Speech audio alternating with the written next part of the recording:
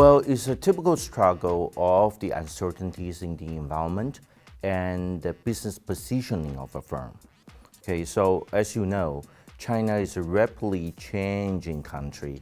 So you can witness all kinds of changes that happen within seconds. You will see that the company is trying to find a way around this changing environment. The parent company is Sina. Sina started as a news media. So Weibo, when it first started, it has its DNA in the media. So at that time, you got a huge number of users using Weibo and writing their blogs. You got all the key opinion leaders, they're using it, and then they have a large number of followers. Okay, but then things change. Then first of all, people got lazy. They don't want to read anymore. They want to look at something that's visual, they'll give them instant stimuli, okay? And also the rise of WeChat, okay? And then Weibo start to have second thought. Should I really reaffirm my position as a social media? Or do I want to change and do a bit of social network?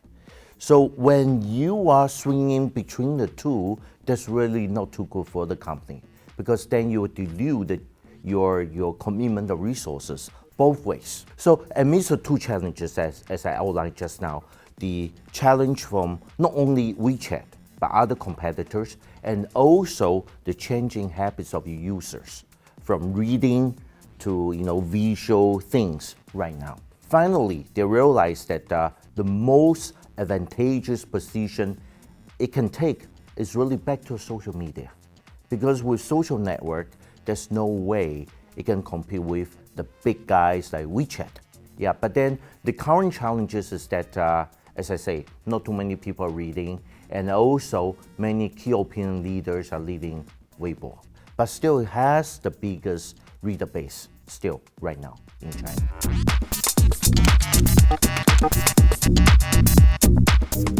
I would say keep a very open mindset. See, as a business people, we tend to really dwell on our past success. And then we kind of being blinded by our past success. I think it's very important to keep an open mindset, that realizing that people are changing.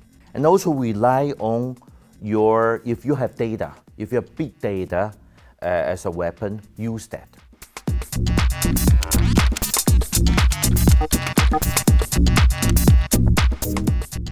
You cannot copy whatever that was considered successful in the West and just transplant it to China. That is not a good recipe, okay? You should be thinking about localization, and China, or Chinese people, they're really used to extreme localization right now. They'll say, hey, are you using the way that we're familiar with? Are you giving us a content that we like? So for Western companies, when they come to China, or for any companies that come to China, they really have to be keenly aware of the local taste.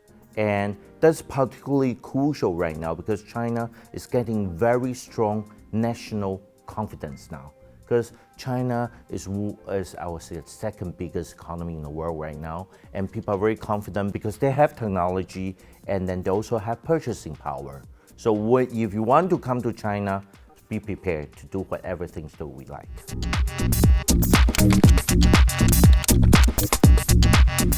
Be very agile, okay? Be very fast in responding to the immediate changes in the environment. Because I go to Europe every year, and I also go to North America every year. Things hardly change. That is not good. Okay, so what's happening in China, I think is also a key lesson for the Western firms, that they should be prepared to embrace all kinds of changes, and they should have the reactive measures in a very short time. Otherwise, you won't be able to behold your past success.